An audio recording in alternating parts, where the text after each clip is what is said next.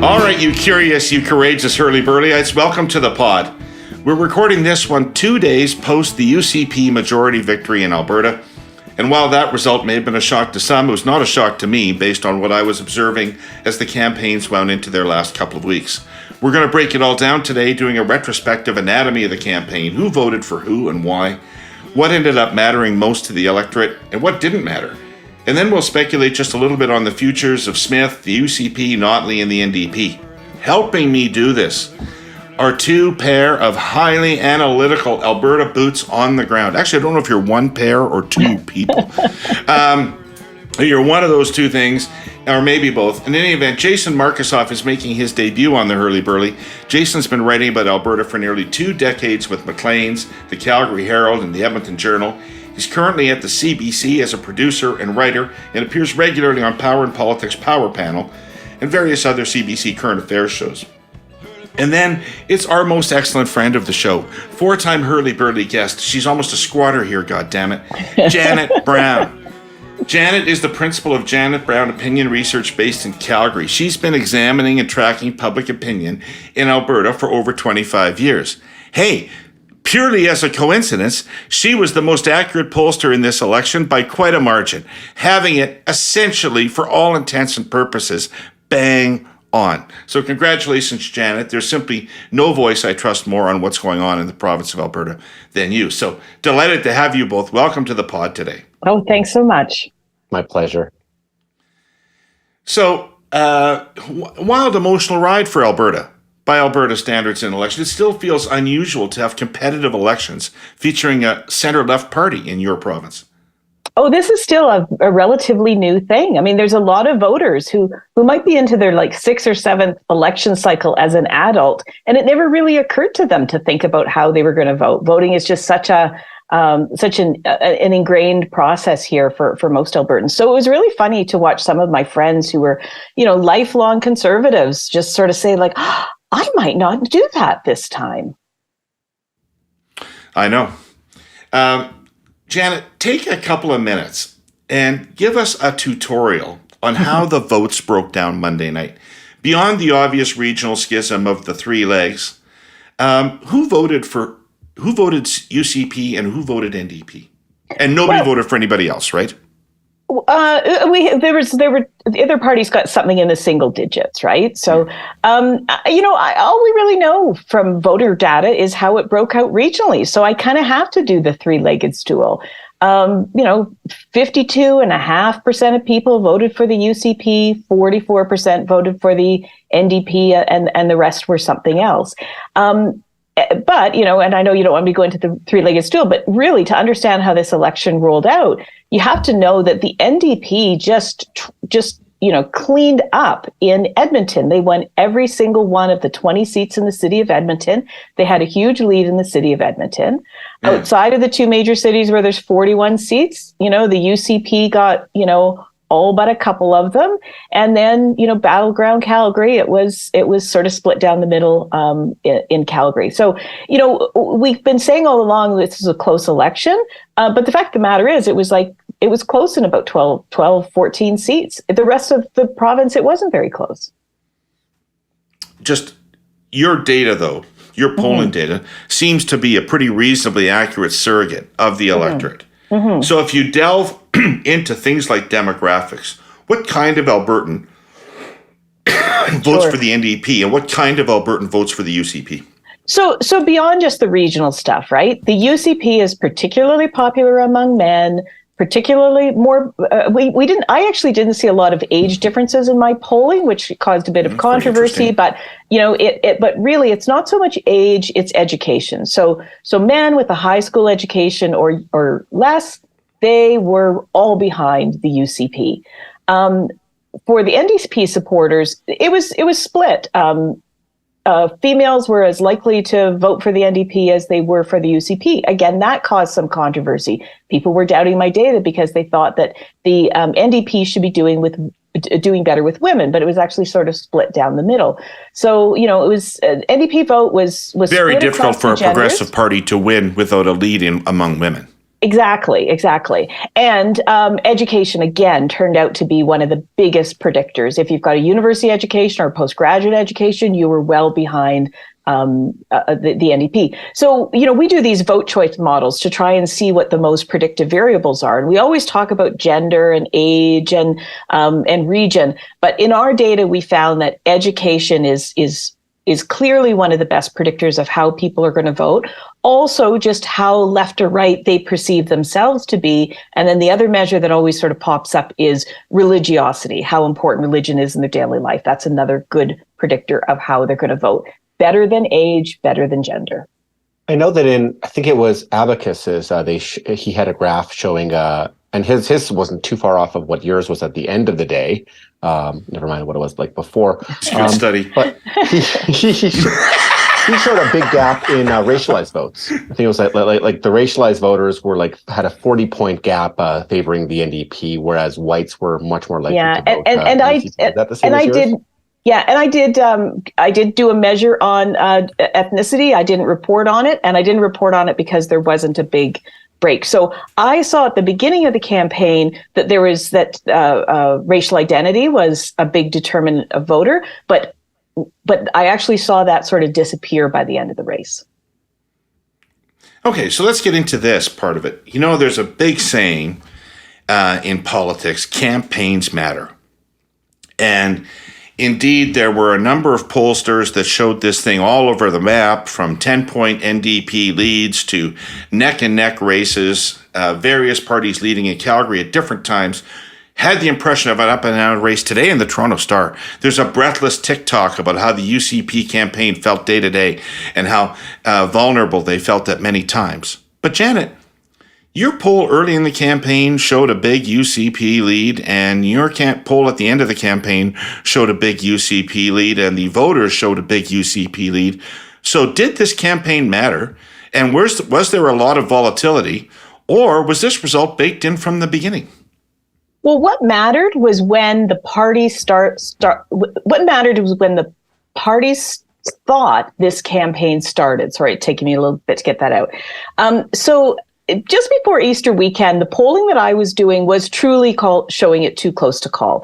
Showing that the NDP was almost in a position to win it, but they just had to push it across the line. And then the Easter weekend hit. And right after Easter, Danielle Smith sort of came out all guns blazing. They hadn't yet declared, they hadn't dropped the writ, the election hadn't officially started, but for those last 2 weeks in April, they were running like it was an election. Danielle Smith was having all of these campaign-style events, promising all sorts of money, promising money that went over and above the biggest spending budget that they delivered in March.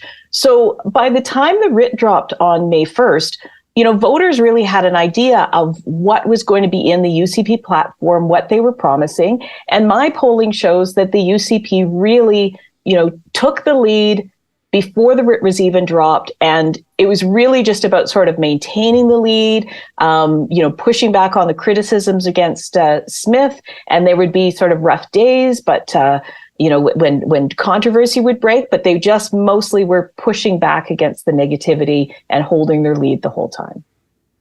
Cool. Jason, what's your take on that? I think, to go back into Janet's numbers a bit, I think one of the most remarkable transformations, not just over the course of the campaign, but also from earlier on in her premiership, was the way she narrowed the popularity gap between her and Rachel Notley. Danielle Smith came in with so many negatives against her vaccine and COVID rule skepticism, her firewall, her almost much more ferocious anti-Ottawa sentiment than Kenny, that some people thought was almost overkill. Some very controversial policies like radical reforms on healthcare, pulling Alberta out of the pension plan and RCMP. When she became leader, I think the NDP were really happy because they thought that this is a leader who's way outside the mainstream, and we can take her on. We can show that Rachel Notley is the normal mainstream centrist person compared to this radical. Mm-hmm. Then Danielle Smith's team and Danielle Smith did something. It's almost like one of the great reinvention performances in recent political memory. I mean, David, you might have some good examples of this to share, but I'm not sure if I have one. They turned her into this very mainstream, acceptable, moderate seeming person, at least in her actions, in her politics, in her rhetoric. It's a bit similar to Ford, Jason. Yeah, that's actually a good example. Yeah, Doug Ford. And now, And some of the same people working with both individuals, by the way. That's a really good point. People like Enterprise's Jason Leader, absolutely. They just kept her focused on this very broadly appealing message. No radical reforms on public health care. In fact, big embrace of public health care, which is out of step with some of her background. Try to stop talking about COVID anything. Stop talking, at least in public, about amnesty for the COVID prosecuted, COVID-related people with COVID-related prosecutions. Stop being a fiscal hawk. This was a massive spending budget that she put out. I mean, good gosh, I can't imagine what the Danielle Smith of old, either in broadcasting or her Wild Rose Leader days, would have said if a premier went and promised $330 million in subsidy to help grease the skids for an arena right before an election. My goodness. And I think all that culminated in her debate performance, which, to listen to UCP types, the Conservatives think that was the day that they won the election. Yeah, and they just kept her really quiet, right? They wrapped her in bubble wrap and they kept her really quiet. So very few, there was just the one debate. There weren't a lot of local debates. UCP candidates and were sort of avoiding those local debates. There wasn't very many media availabilities at the beginning of the campaign. She said she wouldn't be taking follow-up questions on the rare occasions where she had availability. And then, almost unheard of, in the last weekend of the campaign, she was pretty much invisible. I mean, I think she ran a 5K and otherwise, that last weekend, you're just out there pounding the pavement and shaking hands. And I found in my polling, I mean, I remember doing this one poll, she won the leadership and then she took off on vacation for a couple of weeks. And when I was in field in those 2 weeks when she wasn't talking, that's when she was sort of most popular. So, when they can keep her on script, she does really, really well. And that's what they knew. And I think it's... She was even still a drag on their fortunes right to the end. Correct? She was a drag, but what I'm going to give the UCP campaign credit because they understood Smith's negatives and they tried to counteract them. I don't think the NDP campaign understood Notley's negatives and what they needed to do to counteract Notley's negatives. So, okay, hugely interesting point. Huge credit to the UCP for knowing what they were dealing with in Danielle Smith. Made in Canada. How do those three words make you feel, Herle Burlyites? Are they just an innocuous place of manufacture on the tab of a t-shirt? Or are they a hell of a lot more meaningful? Let's examine it, and I want to use our presenting sponsor Telus as a case in point. Fast forwarding from 1990, a relatively small Western Canadian company takes a bunch of smart risks, builds, grows, invests some more, in advancing our collective technology capabilities over the next 3 decades and becomes this world-leading technology company. What's more, they do it all with a laser-like focus on social purpose. Doing good for people is good business, so Telus is embedded in the fabric of our communities, urban and rural, across the nation, and now across other nations too. They launched Telus Health to modernize healthcare and how we can all get better access to it. Telus Agriculture and Consumer Solutions innovates to drive more sustainable food production and delivery. And Telus International, providing IT products and services around the world and driven by the same social purpose, becomes the single largest tech IPO in TSX history. Almost forgot, they also meaningfully fund startups and social enterprise through their Telus Ventures and the Pollinator Fund for Good program.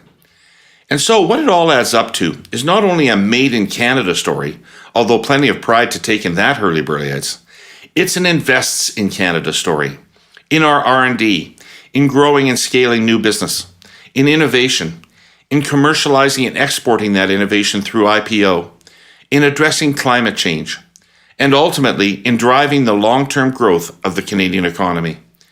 Telus' aim?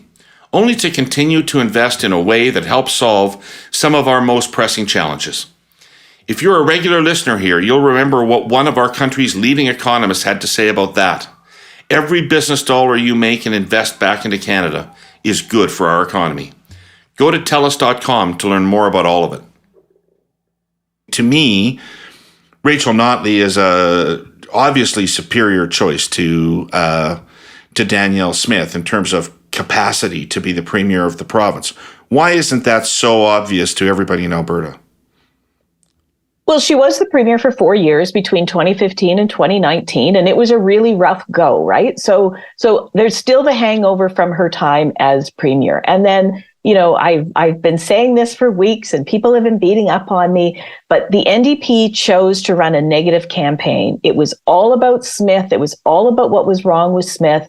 And, Albertans knew that Smith was a wild card back in 2012 when she lost that election. They knew she was a wild card when she was elected leader of the UCP. So to keep harping on how controversial she was, it just exhausted people. And what I saw in my data, I was running focus groups for CBC during this whole thing. What I saw happening there was people were just getting exhausted with the negativity. And they were saying, like, when is Rachel Notley going to present her vision for the government? What is her platform? What is her slogan? What does she stand for? They got so wrapped up in the negativity, just like they did in 2019 against Jason Kenney. And they gave Alberta voters ample reasons to doubt Smith, but they never laid out a plan for why Albertans should get excited and embrace the idea of an NDP government. They're afraid of that, aren't they, Jason? They're afraid of that story, aren't they? The NDP are afraid of that story, but also as much as Janet says that the NDP campaign was negative, I mean, this was very much a case of may the most effective negative campaign win. Most elections are. Yeah, the UCP leaned hard into Notley's negatives and the NDP's negatives. I mean, it felt to me a ton like an Ontario campaign against the NDP, and certainly going back to Doug Ford, he played that hard in 2018. Putting billboards up on the Gardiner of Andrea Horwath and Bob Rae. But the thing about this government is that you're not looking at 30-year-old memories, looking at 4-year-old memories. And people have very hard memories, very bitter memories of what Notley did or how Notley performed in her premiership. And they wound up reinforcing those negatives during the campaign by promising to raise the corporate tax, even though they, on the other side, try to eliminate the small business tax too, saying you're going to raise taxes like you did in 2015, just reminds people of how things were, even if that wasn't, even there is no cause effect. There's some gestalt I want you two to demystify around this, because I, like Janet, do a lot of polling.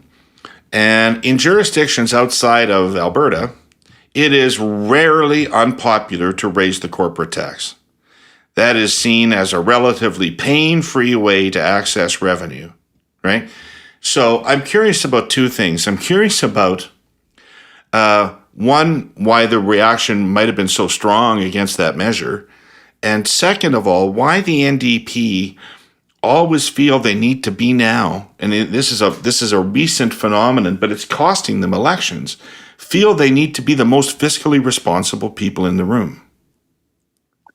I think the problem is the corporate tax was just sort of a small part of their fiscal plan. The UCP successfully grabbed onto that, and the NDP was never able to explain their bigger vision, right? So I'm on the sideline and I'm just thinking, like, how come they're not going with the message of, they're going to look after their corporate buddies. We're going to look after you. I think if they had taken this increase I think if they had taken their taxation plan and they really played it out as, look, we're trying to come up with a taxation system that's going to be fair for Albertans.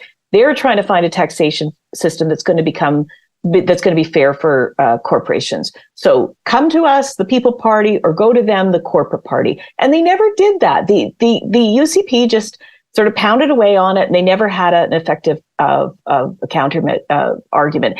And, I agree with Jason. I think for the duration of the election campaign, you can easily say that both campaigns were equally negative. That's why I think the 2-week period before the writ dropped was so critical for the UCP, because they were able to sort of get out a bunch of spending announcements and things.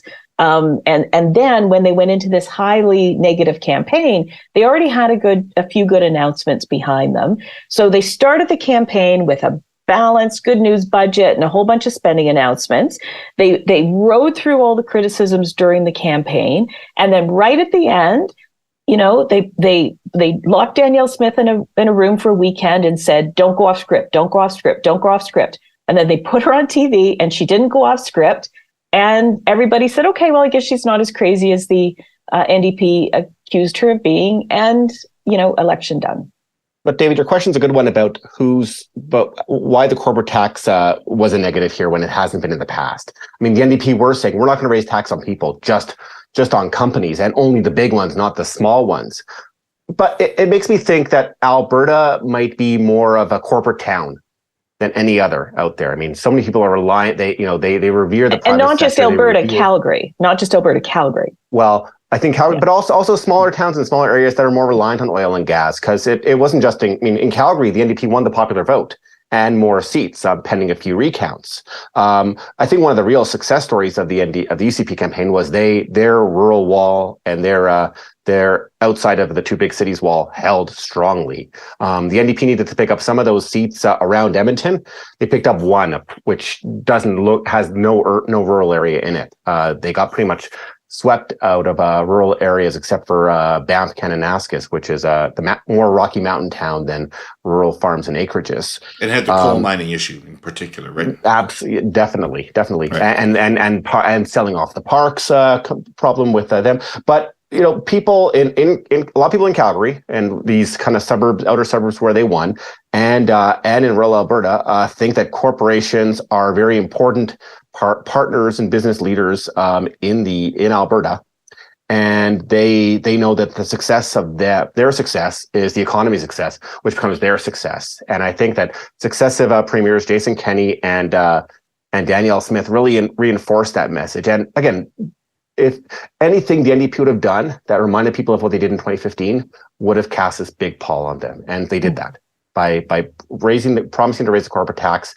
That was a link back to something they did that somebody could blame on how the economy fell. Whether that was their fault or not, people make those causal connections, and certainly the UCP successfully tried to reinforce those connections. Interesting, so interesting. Okay, and thank you for helping me with the flow of this interview, because there's a lot of analysis done on Calgary, and it was great. And I want to talk about Calgary with you as well. But I want to start with an area that got almost no analysis because the result was so taken for granted, which is rural Alberta, one of the three legs of the stool and the longest leg of this unsteady stool. I'm from Saskatchewan. I've had people on this show talk about this phenomenon in Saskatchewan. Friend Dale Eisler's written a great book called From Left to Right about the developments in Saskatchewan. But what is it about rural Alberta that it is so rock-ribbed in its conservatism that it not only votes reliably for the PCs or the UCP, but it seems constantly in search for a more purely distilled version of conservatism?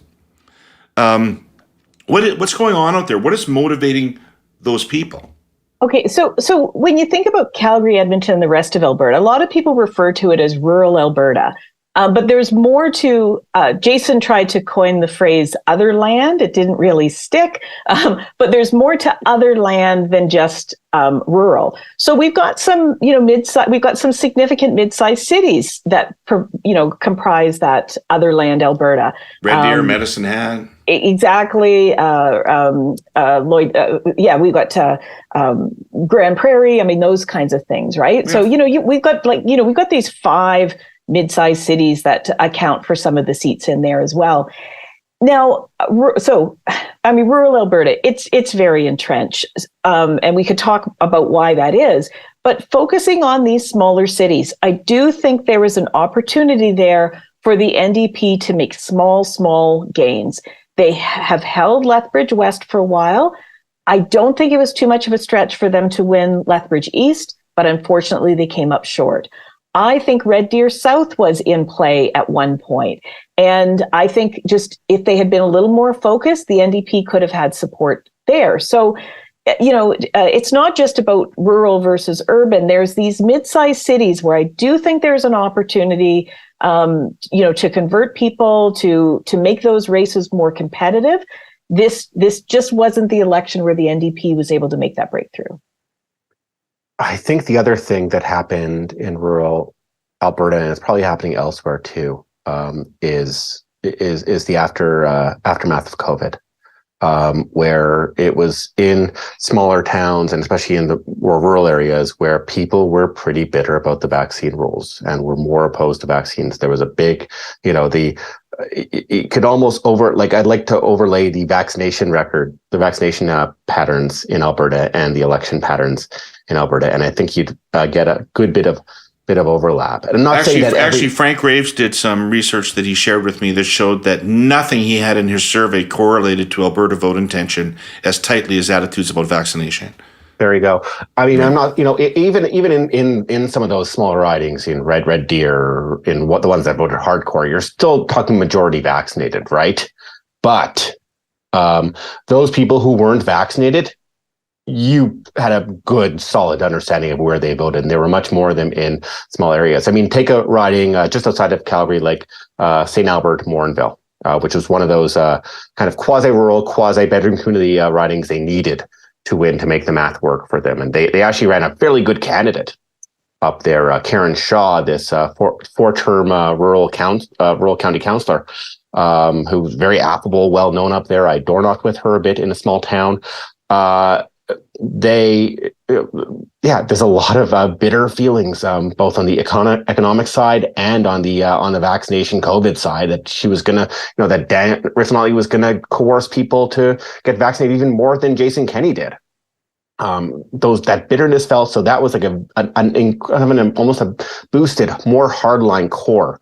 And Danielle Smith, I mean, she presented herself, at least in the leadership race before she became premier, as the champion of the unvaccinated, calling the unvaccinated when she became premier the most discriminated people she's encountered in her lifetime. She quickly walked that back in a province that is, like I said, mostly vaccinated.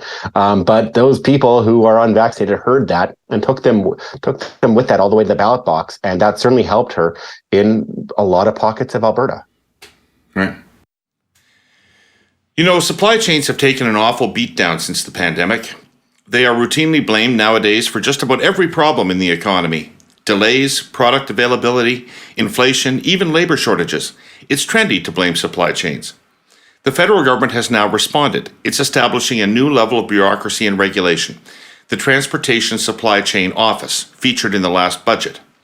This office, says the government, will collaborate with industry and coordinate action to expand Canadian supply chains and to make them more efficient and reliable. Well, our sponsor, CN, applauds that goal. The railway is existentially crucial to our supply chains, and its long-held view is that they will work optimally only when all participants, all the links, collaborate and coordinate. That's where we should be headed. And that will require transparency. CN already makes more of its internal data public than any other player in the Canadian supply chain. The railway has been relentlessly improving its punctuality and capacity. Throughput, the industry calls it. CN trains leave on time and arrive on time and set records for moving grain out of the prairies this past season. So, if the new federal supply chain office intends to collect data from all the participants in the supply chains, no exceptions, and then offer solutions based on that data, bravo, bravissimo. But that will mean much greater disclosure all the way along the line. Shippers, producers, manufacturers, trucking companies, everyone, not just the railways. If the new supply chain office can accomplish that, it will be doing a service for the economy. CN wishes it well. So, Janet, you're intimating, though, that you think that the NDP may have a somewhat larger map in the future with a few more paths to victory than the one they were playing with now, that really only offered them one path to victory, which was inside straight on Calgary. Right? Yeah, if you'd asked me 4 months ago, I would have said it was the NDP's election to lose. Throughout the entire pandemic, Jason Kenney was very unpopular, and it wasn't just among the unvaccinated. He was very unpopular across the board. And then last October, the UCP had their leadership race and they elected Danielle Smith. And my polling said that Albertans were initially very cautious about that because, she had been so controversial. And so I think the NDP was in a really good position to win. But and it sounds like I'm really dogging on the NDP, but you got to give props to the winner, and you have to ask yourself, well, what failed for the NDP, because they had a popular leader. They were ahead in the polls. They were raising a ton of money. One of the best things the NDP did was the day the writ dropped here in Calgary. I don't think it happened all over the province, but here in Calgary, the lawn signs just popped up like dandelions. The Sunday before the election, I went out to do a little shop, and 2 hours later, in my little townhouse community that rarely has election signs, I got home and there was a dozen signs for the NDP candidate. So, they really had so much going for them, and then they just couldn't deliver. I kept saying through the whole campaign, they needed to deliver an affirmative message. They needed to give Albertans a reason to vote for them, not just a reason to vote against Smith. And they let it slip through their fingers because, they just didn't give those people in my focus groups, those people in my surveys who were sitting on the fence, didn't want to vote for Smith, but needed a reason to vote for Notley. They just didn't get it. There was a bit of interesting narrative building that the UCP, the NDP tried to do throughout the campaign. It didn't really seem consistent and steady and focused like some of the elements of the campaign were, but it was definitely there. And this was the idea that Rachel Notley was nakedly appealing to conservatives, that she knew that she needed to peel off conservatives, and especially in Calgary and some of those areas around Edmonton, and just bring people who had voted UCP, who voted for Lougheed, Klein, Ed Stelmach back in the Tory days, to bring them over. And they even highlighted some people who were former ministers in Tory governments. Jim Foster from back in the Lougheed days, Thomas Lakazik, deputy premier. But did they get any of the votes, Jason? No. Did they get any? Data? But here's the point I was going to get to. Yeah. The data shows no. They barely peeled any off the NDP. What they did do was they were taking these people who were already disillusioned, and basically didn't come over with Kenney when Kenney formed the UCP out of the PCs and the Wild Rose. They were consolidating every other party's votes. The desiccated husk of the Liberal Party, the desiccated husk of what was the Alberta Party, the centrist option that just never arrives. It's always talked about. I call it the party of perpetual tomorrow. It never gets there. So they consolidated all those votes into what they had, but did they peel off many? Yeah. So in 2019... In fact, Janet, if I could just say to you, my read of so the NDP insisted that they had a superb get-out-the-vote effort, and they insisted to me all through E-Day that superb get-out-the-vote effort was doing what they expected it to do in terms of delivering votes, especially in Calgary. And yet the turnout's 5 points lower than the last election campaign. So I attribute that to conservatives who didn't want to vote for Smith. And so if you take that combined with the NDP turnout effort, actually the NDP got as much out of this election as they could possibly have gotten given the votes that existed in the province on E-Day. They did probably as well as they could conceivably have done. Right. So voter turnout was down by 5%. And then when you look at the votes cast in 2019, Jason Kenney got 55%. In this election, Smith got, 52.5%, right? So there was a 2.5 point drop there. But miraculous for somebody like Smith, who was so controversial. She was a hair's breadth away from being premier in 2012, and Albertans lost their nerve and said, I don't think we can go there. So, yes, some people stayed home, and there was a tiny bit of erosion to the UCP support. But for the most part, when you think how controversial she is, she managed to hang on to people. And one of the messages in the final couple weeks was, you don't need to, like Danielle Smith, vote for the party. Vote for the party you trust. This party will keep things on the rails. And I think that was really successful in helping them bring that stuff together. Now, the NDP, their vote in the last election, 2019, was 33%, and it went up to 44%. But like Jason said, most of that increase in support from the NDP came from the dissolving of other parties, right? In 2019, we had 4 leaders at the leadership debate.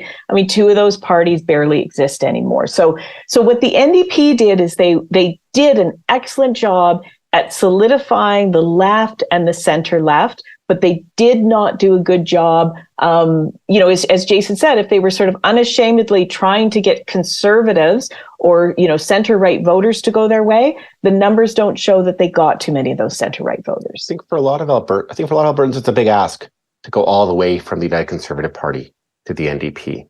And I think they may have persuaded more people to stay home they did to come all the way over. It's not like it is switching, a lot of Ontario, say, switches from Liberal to PC or Liberal to Conservative Party. It may be less so now that there's a bigger rural-urban divide, but there's not this, the bubble, the swing voters, UCP, NDP, maybe just don't exist, certainly like the NDP thought they did. Well, in 2012, when Danielle Smith was leader of the Wild Rose Party, and it looked like she was going to be the winner, I was working for Global TV that night, and we were set up in High River because that was going to be the place where the election was decided. Well, in that election, we had the bozo eruptions, we had candidates saying controversial things. Danielle Smith, in a debate very late in the election that happened at CBC Edmonton, she denied climate change. And there were the bozo eruptions, but I really think it was that moment at the CBC debate where she denied climate change, where even voters who didn't believe in climate change said, well, we really can't have a premier who doesn't believe in climate change. And we saw this last minute swing away from Danielle Smith and the UCP. But part of the formula why that was able to happen is because there was Alison Redford representing the Progressive Conservative Party in the middle of the spectrum. So like Jason said, asking people to jump from Danielle Smith to Alison Redford was different than asking them to jump from Danielle Smith to Notley. So they should rebrand. Like the way they did in 2012. They should clearly rebrand, obviously. I mean, it is, first of all, it's getting very difficult outside of Ontario and Atlantic Canada to win an election with a provincial election with a national brand. You're just carrying around a lot of baggage that your opponents are not carrying. And so you're seeing an increasing number of parties change their branding away from, and reduce their affiliation with national parties. And I think the NDP probably have to do that. It's unreasonable to be able to compete against the UCP in terms of issues like protecting Alberta when you're carrying Jagmeet Singh and Justin Trudeau around in your back for the whole writ period. I mean, the brand is definitely weighs on them. It's not a popular brand here in Alberta, but, the NDPers are committed to it. I mean, Rachel Notley's committed to the NDP brand. Her father used to be leader of the NDP. You can't ask her to change the name of the party. It's always been a drag. But I'm going to be cranky towards the NDP, but they were in a winning position here. So yes, there's a challenge to run under the NDP brand, but I think a more affirmative campaign could have put them over the top. Yeah, and I suspect in a few months when the NDP win in Manitoba, which seems like a sure thing, even surer than it ever did with the Alberta NDP, that I think that'll put some rest to that fact that there's a major brand issue. And I think the reality certainly very alive in Saskatchewan, Jason, though too. Oh well, right. Oh no! It's Saskatchewan. It's a pretty different structural thing. I mean, Saskatchewan seems like the one-party state situation that Alberta used to, Right. But it doesn't feel that way quite anymore in Alberta. I mean, they couldn't reach the mountaintop, but like Janet said, they were like 1,500 votes in the right ridings away from ceasing this. I think the other reality is that they're like so much of their core and their base, less than it used to be, is still the labor movement. To cut ties with the federal help, like the Brian Tops and the Nathan Rotmans, who all came over, would be a big ask for them to do. Maybe we'll see some formal loosening of ties, but I think they don't see there being a massive brand issue. Okay, so Janet, I'm going to take you up on something you've repeatedly been going at in this podcast, which is there's something more the NDP should have done. Mm-hmm. And you have latterly been positing that as some positive vision that they needed to project. I would argue with you that it could also have been a negative attack of a different nature than the ones that they were already running against her. But nonetheless, the Curse of Politics panel was unanimous that the NDP needed a new front in the war in the last week or so to get over the top in Calgary. So what could that have been? And I'm going to put two things on the table that were repeatedly raised on Curse of Politics. One is the arena and the arena funding. I was really surprised and disappointed when the day that was announced, Notley did not condemn $350 million going to Murray Edwards instead of to hospitals. I just thought that was a gift. I have seen so much polling over the years on public support for public money into private entrepreneurs building a stadia, and it's not good. And so that seemed to me to be a missed opportunity. Others on the panel thought that the NDP were far too content to let Smith put the CPP remarks behind her.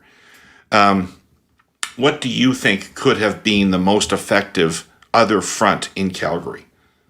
Oh, I mean, I think there's so many things, and that's probably why I am feeling like I'm dogging the NDP, because I think there was a number of things they could have done. So on the Arena Deal, they hesitated. I don't know if they wanted to do some polling or they wanted to do a check, but they didn't have the instincts there to respond directly. And I think there was a real opportunity to say, look at them looking after corporations. We're going to look after you. And they sort of failed to do that. But little things like, I mean, I live in a riding that was an easy NDP win, but still I was looking for that brochure that says we're the NDP and here's our policies. I never got that.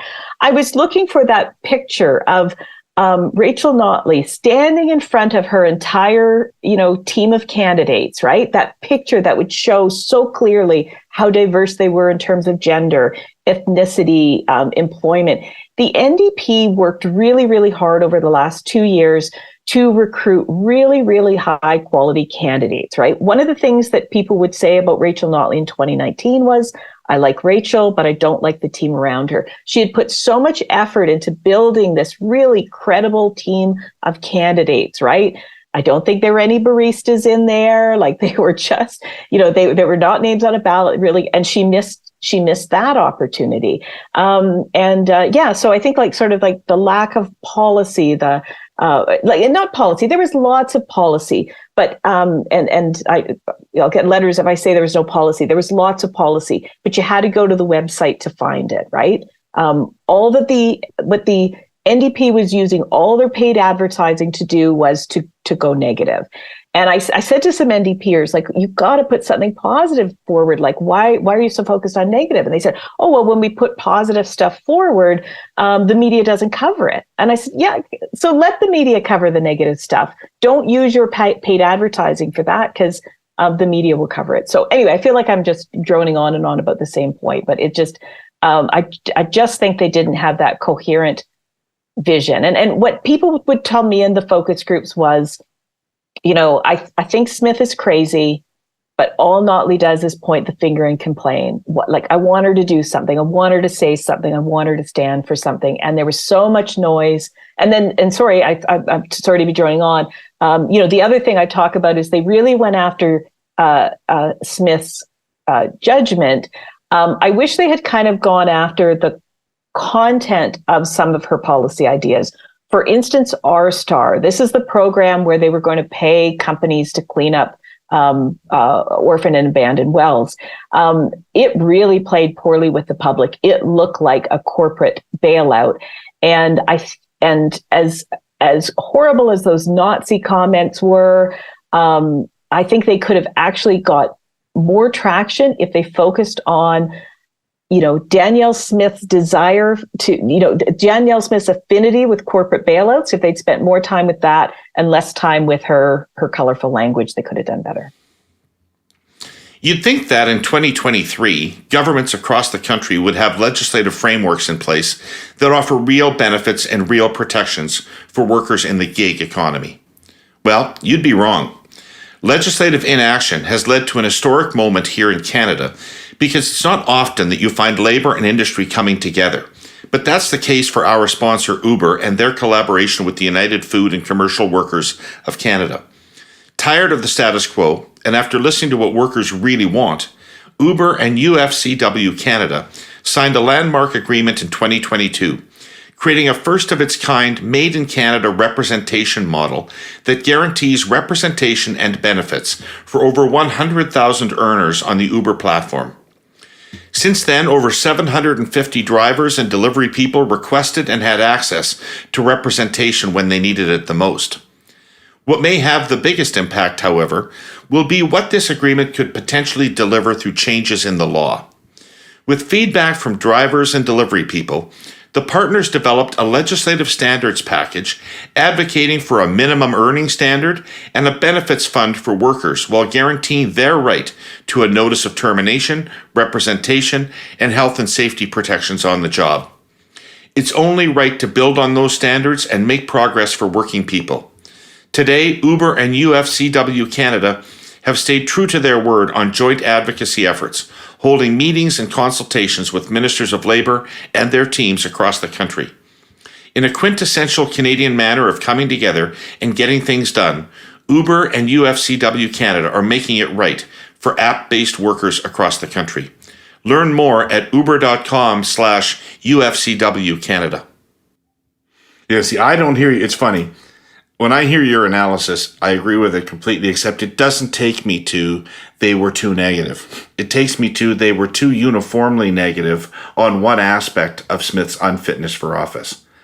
That there were other areas that may have been more germane, especially to the economic management issue that the NDP were so afraid of, that they could have been going after Smith on. Right. Yeah. No, I think there needed to be a balance to the negativity. Like I said, I think they did a really good job convincing Albertans that they should doubt Smith, but they didn't do a good enough job explaining. They didn't lay out a vision for what Alberta would look like under the NDP. They didn't lay out this vision that said, healthcare will be more dependable. Your kids will get a better education. All those things that are strengths of the NDP, I think they just took for granted that people would envision that better future and they didn't have to explain it. So, I have some Janetisms. And one thing I say all the time is entitlement is the kryptonite of the right. It's always an entitlement scandal that brings down the right.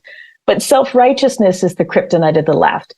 Sometimes the problem with the left is they're so convinced of the righteousness of their cause, they fail to explain it to people who aren't as invested in the party and in the brand as they are. And so I think you forgot humorless. They're also humorless. Humorless. Yeah. So I think there was this. I think they just took for granted that people would see the better future for Alberta that they did, and I don't think they spelled it out for people the way they needed to.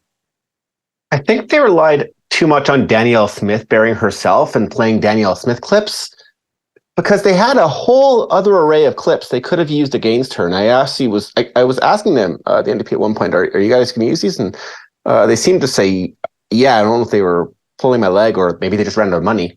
But there was this whole leadership campaign worth of other senior United Conservatives who were now in her cabinet, who were savaging Danielle Smith, talking about her as a menace, talking about her as a threat with the Sovereignty Act, brutally attacking her when Danielle Smith said that any level of cancer up to stage 4 is kind of in your own control.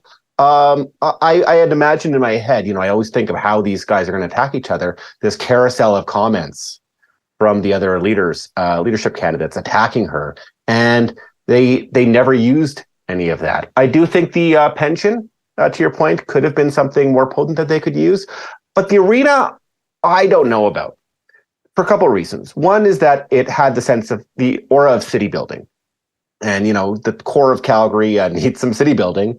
And one of the pitches for this arena from the city was that this was going to improve. This is going to be this new vibrant district just southeast of the downtown core. And the thing was, the UCP wasn't directly funding the arena. They made sure that was not the case. They were going to be funding the new roadways and underpasses and train station that was going to connect that, which is stuff that they would never pay for otherwise. This is just clearly to grease the skids for the arena deal. But it was not direct subsidy. The other thing about the arena, guess that's the big thing about the Arena Deal. Yes, yeah. If I could just jump in, I mean, the other thing the UCP did around the Arena Deal that was absolutely brilliant was when they made the announcement, and I don't know how they got them to agree to it. They got the mayor and most of City Council to stand behind Danielle Smith and nod along. And Jody Gondak, $350 million is a lot of money. Should get you a photo op.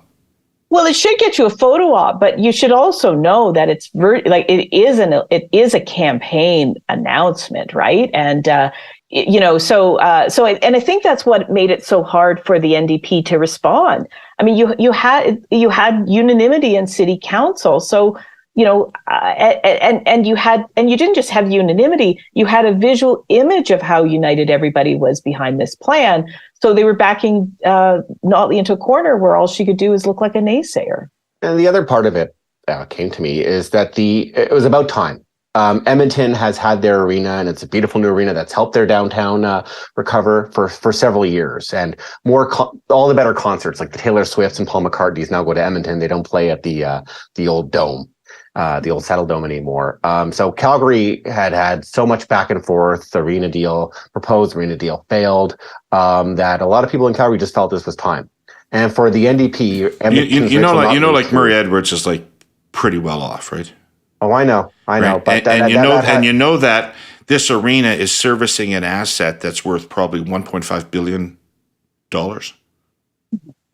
Right. Oh, I'm aware of this. I don't know. Again, I don't know if Eat the Rich plays as well in Alberta than it does elsewhere. That's, I think, my other point to that. But I think that there was a risk of Edmonton's Rachel Notley being seen as a Calgary basher. And certainly, I even got a pamphlet on election day. I live in, Janet lives in a very pro-NDP riding. This new thing in Calgary, safe NDP seats, go figure. I live in the riding where the Justice Minister, Tyler Shandro, lost by 7 votes. So I got a ton of mail from both parties, and there was one piece of mail at the end from the UCP saying we did it. A picture of the hockey of a full Saddle Dome cheering on the Flames, and Danielle Smith holding up a Smith red jersey. I think that there was a bit of a rah.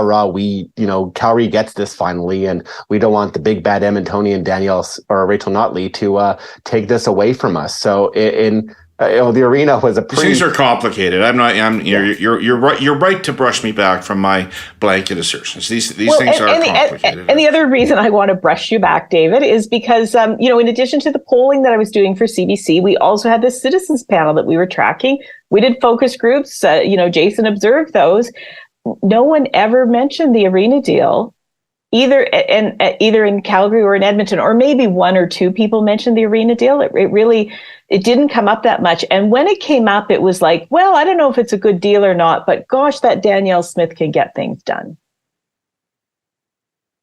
Yeah. Okay, so now that we've gone and dead and buried the NDP for their shit campaign, they actually came extraordinarily close to winning by any measure in Alberta. And you just mentioned, Jason, safe Calgary seats. Well, the result in Calgary, if I was to try to look at this election from a different lens, I would say, holy fuck, the Conservatives really need to give some thought to urban Alberta. Because my observation would be that Calgary is rapidly growing city, rapidly becoming more diverse, and is increasingly going to behave like all large urban centers in Western world do, which is be progressive politically. And actually, in this defeat, the NDP may see the future of them actually having an advantage over the CPC sometime in the near future, just based on the demographics of Calgary. Yeah, absolutely. I think that a lot of them they went for broke. This was I'm running for premier campaign and not an I'm running for a bigger opposition campaign. So there's a lot of bitterness right now on the NDP side. But they actually have a very strong team now. I mean, this is, again, record size of an opposition, the smallest seat gap ever in Alberta, the only province that's never elected a minority government. And they know where things are going. They know that some of the suburbs are acting more like the inner city, and the bedroom communities are acting more like the suburbs. And we're going to get another redistricting coming up. So who knows? Maybe there'll be a seat or two more in Calgary and Edmonton, and fewer seats in rural Alberta. I mean, the trend is coming. And the UCP will have now, 8 years of baggage to defend next time, and the NDP's record will be further back in the rear view. So I think that there are reasons for the NDP to have promise for the future. That said, they're going to be going into that future almost definitely in a lot of people's minds, including mine, without Rachel Notley.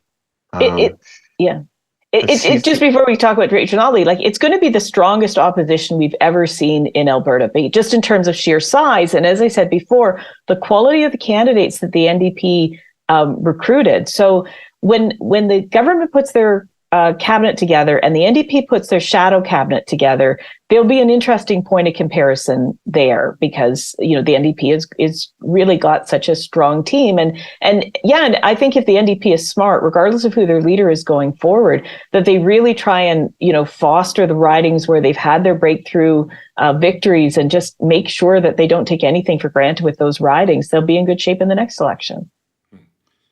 Jason, you don't think Notley will lead the NDP in the next election?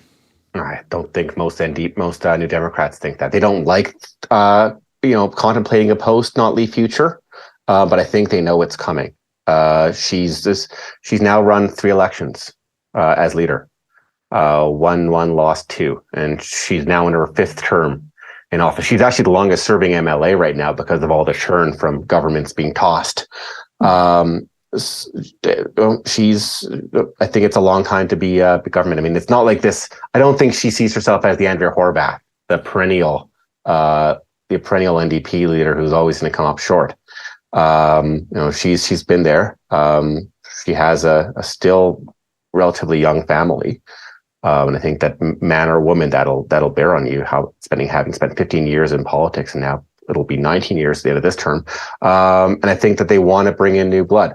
Who that is, what that looks like. I think, again, you talk to New Democrats, they're scared of that future, because before Rachel Notley's premiership, they weren't even door knocking or campaigning in Calgary. And they had 10% of the popular vote. Now they've had 2 elections where they've gotten above 40%, which, I mean, the federal Liberals would love 40%. Good gosh, they would be through the roof with 40% of the popular vote. But that's what the NDP now seems like it could be a solid base for them. But that's with Notley, this face who's seen as much more moderate than the old Social Democratic Labour Party themselves.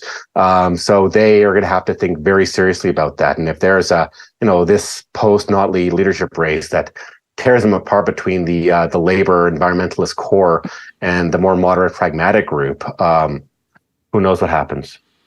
Yeah, no, there's no question. Leadership changes. Leadership selection is so decisively important. You get that wrong a couple of times and you can blow the whole thing to smithereens. Mm-hmm, mm-hmm. Right? Even with something as powerful as the Federal Liberal Party, frankly. Right? For sure. Yeah. So let's look forward just a little bit about how this politics is going to impact on the future. First of all, so we talked about the bunch of pros that came in and surrounded Smith and developed a strategy with her about how they would win this election campaign. And it involved a moderate, not extreme looking Danielle Smith. In your view, was that a bargain for the writ period, or was that a more fundamental readjustment in approach to politics, as it appears to have been with Ford in Ontario? That's the $70 billion question right now. Right. When the image makers leave, now that she's done what she needed to give herself a mandate and time of runway, does she change? I mean, it is remarkable to think about how Doug Ford changed, certainly by 2022. I mean, you think about his early stint as premier with who was Dean that? French. Dean French. Thank you, Dean French, and that the RCM, the fancy trailer, and Ron Taverner, and so many different controversies. That took COVID for him to straighten up and become the moderate that he kind of campaigned on being. We'll see what Danielle Smith does. I mean, Danielle Smith, differently than Doug Ford, has a lot of deep-seated ideologies and ideas, and is very libertarian, very populist, has often been skeptical of science from COVID to climate change, and has a whole range of people that she likes to listen to, who are way outside the mainstream of political and conservative thought even. Does she continue along this path that she took the last 7 months, and certainly in this last few months? There'll be a lot of impulses for her not to do that. Her caucus is less moderate, more rural. There is this faction that you keep hearing about, Take Back Alberta, this core group of big freedom, I use that in air quotes, minded convoy types, who were very happy to defenestrate Jason Kenney, who used to be their hero, when they didn't like what he was doing. And that sounds painful. Does it hurt? Yeah, you have to ask him. He hasn't let me interview him since. But although I think he must be sitting pretty now, thinking that, what did I write in my piece? On election night, he must have thought, "Gosh, I built such a powerful movement that not even Danielle Smith could screw it up." Yeah. No, that's what he is saying to his clients today. When he's home with a scotch, he's in a blind fucking rage. Wow. That's a whole other hour speculating on his mind right now. And I don't know that to be true. I just assume that to be true. I'll affirmatively rebut is that it would be Irish whiskey, not Scotch. Okay. Yes, and Jason Kenney would point out that it would be cheap Irish whiskey. Yeah. Right? Not the expensive stuff. But I think we got a preview in Danielle Smith's acceptance speech, right? She came to the podium and sort of started to deliver the very standard speech, I want to thank my supporters. And she reached out to those Albertans who didn't vote for her. And I thought, she's really going straight down the middle for a pretty normal acceptance speech. And then it turned. And then she put Trudeau on notice, and she made it this sort of fire and brimstone, take your net zero and put it where the, sun doesn't shine. I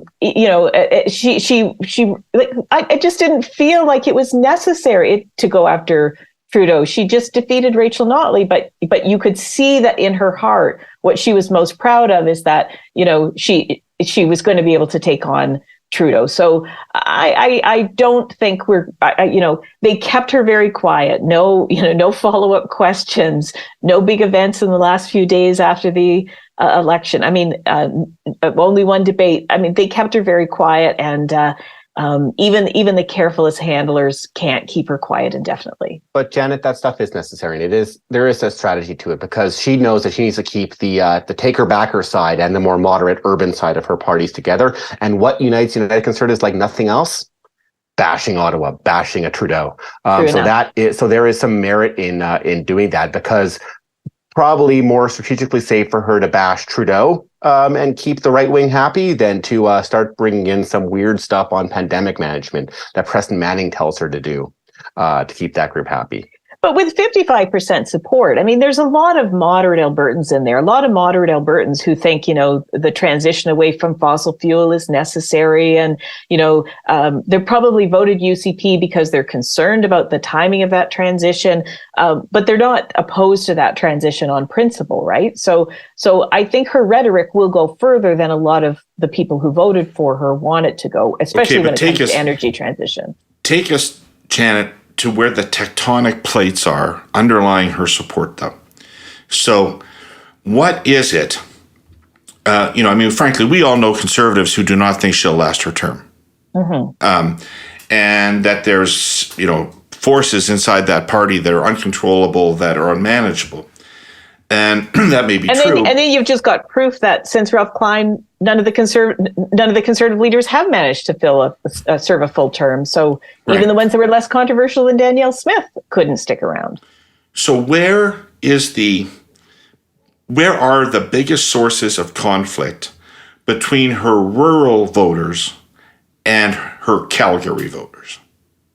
So I'm going to say that potentially it's this stuff that we call the Fair Deal panels, the Fair Deal stuff. So Jason Kenney put this panel together called the Fair Deal panel, and they're the ones who came up with the idea of the provincial police force and the provincial pension plan. And Danielle Smith put all of those things on ice. Now, when she became premier and, she wrote mandate letters to her ministers, she told them to investigate these things and make a plan for them. But she knew they were going to be unpopular, wouldn't play well in the election. So she never, she disavowed the notion of ever having people pay for healthcare, but she didn't disavow the idea of a provincial police force or a provincial pension plan. So those are the things that her hardcore Take Back Alberta group, the people who loved her promise of a Sovereignty Act, those are the things that they're going to want to put forward, but they're going to play very, very badly with those sort of more moderate Albertans who voted for who thought that she made a promise to them that she would not pursue controversial things like that. Jason? I think we're going to still see some more of that. We're going to see, now that she's won the popular vote, has a mandate. The people who voted against her can't touch her. I don't know if we'll see much on the police force. I think that's still just so deeply unpopular, getting rid of the RCMP. But on the pension plan, ironically, it's the better idea. Well, for a bunch of reasons that she doesn't articulate. It might be good, and it may be where the country is going. That the contract, this long time flirtation or experience with contract policing in federal contract policing does not work. But that's not really how she's playing it. But on the pension plan, although she didn't like to talk about it a whole lot during the campaign, she has this picture in her mind of a whole bunch of upside for Alberta on that. We're a young population. We'll pay lower premiums. We'll give out bigger benefits. But she doesn't see the risks. She doesn't talk about the risks. She doesn't see the potential fallout for the whole country. And actually, I really liked listening to Kirst this week, how Scott Reid pushed back against Tonight on this stuff, that no. The whole rest of the country should care about this, because if Alberta pulls its 1/10 out, that causes a whole bunch of financial and fiscal problems for the whole country and their premium payers, as well as the stability of the Canada pension plan. So there could be a whole big unity issue with that hasn't been explored sufficiently, and that could become this big part of the weird federalism fight that she winds up playing. And I think that, to your point earlier about should they have made it a big issue, I mean, there are risks there. There is no guarantee that Alberta just gets to yoink out its share cleanly. It's a whole bunch of questions around that, and a whole bunch of weirdness that could get around that. But I think Danielle Smith. The one thing we know about pension funds is the smaller they are, the better, right? Absolutely. But Danielle Smith, Danielle Smith is a person who likes hanging on to ideas very excitedly without maybe thinking through the entire dimensionality of them. We saw that with the Sovereignty Act, Shirley, and then she wound up going away from that. The pension plan could be the next one down the pike like that. And it's going to be something I'm going to be very keenly watching in the next few months. Mm-hmm.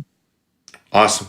Listen, I thank you both so much for this. What a great conversation. I'm sorry about my cold. I wish I could have been a better conversationalist for you today, but I found this really interesting and learned a lot from you. Jason, thanks for coming on the show, and Janet, thanks for being such a friend of the show. I'd like to thank our presenting sponsor, Telus, and our sponsor, CN, and Uber Canada, everybody who watched or listened to this pod, and of course, one last time, thank you, Tina Turner. See you next week with more of the Herle Burly.